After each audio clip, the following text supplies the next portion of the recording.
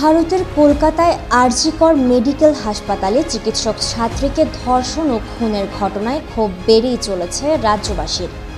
Supreme কোর্টে মামলা চললেও থামছে না বিক্ষোভ। তারই মধ্যেই দফা ১ দাবি ১ মমতার পদত্যাগ এই স্লোগানে আন্দোলনের জোর বাড়িয়েছে পশ্চিমবঙ্গের বিরোধী দল বিজেপি। প্রতিদিনই নানা কর্মসূচিতে পুলিশের সঙ্গে ধস্তাধস্তি চলছে।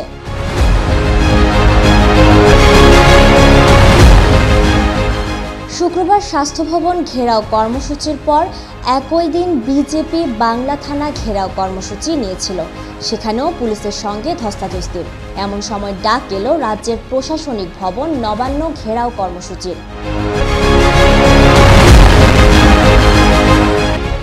আগামী মঙ্গলবার নবান্ন অভিযানের ডাক দেওয়া হয়েছে।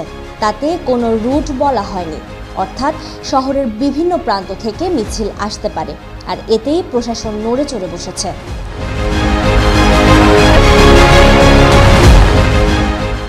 বিক্ষোভ দমনে কলকাতা হাইকোর্টের দ্বারস্থ হয়েছিল রাজ্য। কোনোভাবে যদি জমায়েত থামানো যায়, কিন্তু তাতে সম্মতি দিল না আদালত। শুক্রবার কলকাতা হাইকোর্টের বিচারপতি হরিশ টন্ডন জানিয়েছেন, শান্তিপূর্ণ প্রতিবাদী হতে পারে, অর্থাৎ এই প্রতিবাদ মিছিল নিয়ে কোনো আপত্তি করল না হাইকোর্ট।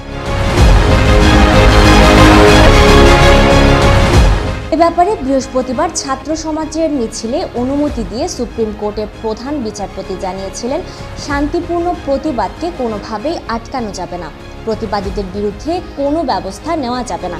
একই সঙ্গে আদালতেও বলা হয়েছে, প্রয়োজনে রাজ্য সরকার অবশ্যই আইনি পদক্ষেপ নিতে পারবে। গত ৯ আগস্ট উত্তর কলকাতার আরজি কর মেডিকেল কলেজ ও হাসপাতালের সভাকক্ষে এক নারী চিকিৎসকের মরদেহ পাওয়া যায়।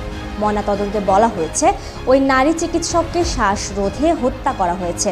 তার শরীরের বাইরের অংশে ১৬টি ও ভেতরে ৯টি ক্ষতের চিহ্ন পাওয়া গেছে। যৌন নির্যাতনেরও আলামত পাওয়া গেছে। এই ঘটনায় প্রধান সন্দেহভাজন হিসেবে সঞ্জয় রায় নামে কলকাতা পুলিশের এক সদস্যকে আটক করেছে পুলিশ।